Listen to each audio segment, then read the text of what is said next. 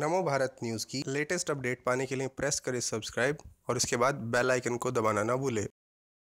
नमस्कार, नमो भारत न्यूज में आप सभी लोगों का स्वागत है।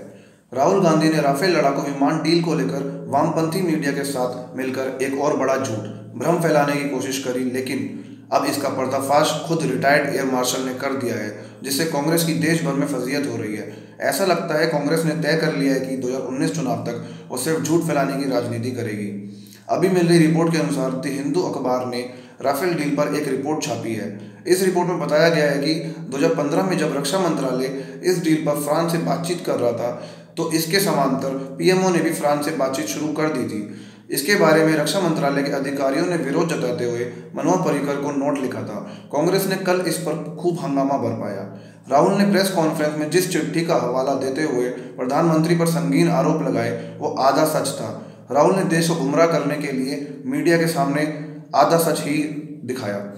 इतना ही नहीं, जिस अंग्रेजी अखबार ने यह रिपोर्ट छापी थी, उसने भी देश की जनता को सिर्फ आधा सच दिखाकर देश करना जनता को गुमराह किया। इस कदर पत्रकारिता का स्तर गिर गया है। बीजेपी ने आरोप लगाया है राहुल ने अपने झूठ से भारतीय सैन्य बलों को अपमानित किया है और उनसे आधे अधूरे तथ्य सामने रखने के लिए माफी की मांग की है। यही नहीं, बीजेपी ने कथित तौर पर झूठ बोलने के लिए राहुल गांधी को नोबेल पुरस्कार का हकदार बताया है। तो वही अब retired air marshal SBP Sinha ने इन आरोपों को खारिज कर दिया है कि प्रधानमंत्री कार्यालय यानी पीएमओ ने राफेल डील में दखलंदाजी करते हुए समांतर बातचीत की थी। एयर मार्शल SBP सिन्हा ने राफेल विमानों की खरीद पर बातचीत के लिए बनी भारतीय टीम की अगुवाई की थी। SBP सिन्हा ने कहा, एक अखबार में रक्षा मंत्रालय के नोट को आधार बनाकर छपी स्टोरी को देखकर मुझे हैरानी हुई। तथ्य को छिपाते हुए इस नोट के जरिए राफेल रक्षा खरीद को बदनाम करने की कोशिश की गई है। सिन्हा के नोट का जिक्र करते हुए कहा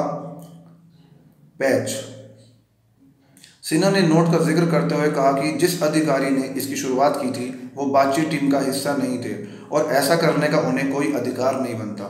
द हिंदू ने राफेल लड़ाकू विमान के करार पर एक रिपोर्ट छापी थी।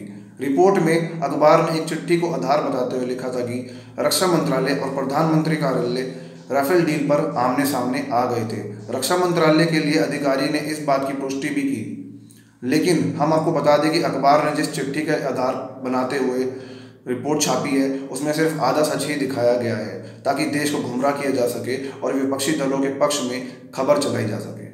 अखबार में तत्कालीन रक्षा मंत्री मनोहर पर्रिकर द्वारा कही गई बात नहीं छापी गई थी, जिसमें उन्होंने कहा था कि शायद पीएमओ इसकी निगरानी कर रहा है।